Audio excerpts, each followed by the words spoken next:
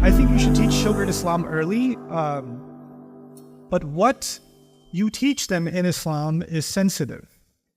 And I've talked about this on different occasions. I'll briefly mention this to you, my own view. You're free to disagree with me. The stories of the prophets, most of them, like the story of Nuh alayhi salam, or the story of Musa and Fir'aun, or the story of Salih and Shu'aib alayhi salam, etc., or the story of Lut alayhi salam, a lot of those stories are not child-friendly. And the reason they're not child-friendly is because we have to understand a teacher teaches based on the student. Allah revealed these stories in the Meccan Quran because the people of Makkah were acting like the people of Nuh, and the people of Salih, and the people of Shu'aib, and the people of Lut. So Allah warned them about their behavior and let them know, I have seen this behavior before in these people, and you are acting like them, so you might end up like them.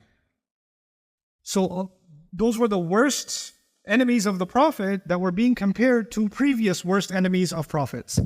And what happened with them?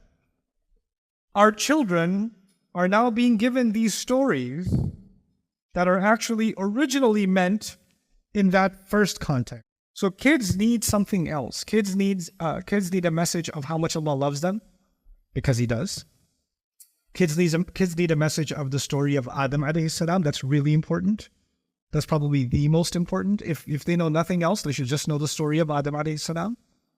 And they should know the story of Ibrahim alayhi salam to a good extent. You can skip the sacrifice part until later on, because you understand that it's a child's brain. They can't process. Then they start looking at their dad funny. But Adam alayhi salam's story, we should understand it well, and we should teach it well because it's important. And for any people that are parents, my advice to you is learn to be theatrical. Learn to be a clown. Learn to be an actor. Learn to be a performer when you tell a story to your child.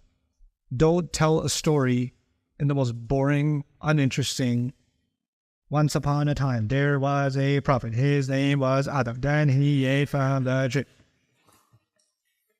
Yusuf alayhi salam had 11 brothers. His brothers put him in a well.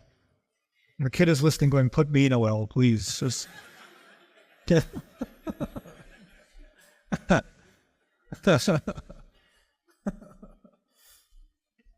So yeah, I think that some stories of the Prophets ﷺ, and then basic manners, but no mention of punishments. Children are on fitrah. They have a better, they're closer to Jannah than you, bro. Like, Allah, don't eat those cookies, Allah will be very angry. No, He won't. No, He won't. Allah will be angry with you for telling the child that Allah will be angry for eating cookies. Because if this kid's brain isn't even fully developed yet, and you're saying Allah is going to punish you, Allah's going to get you, Allah's going to get you. And then mothers act like mothers are standing there, and behind them invisibly God is standing there. If you don't listen to me, Allah will be very angry. Where did you get this from? You shouldn't do it.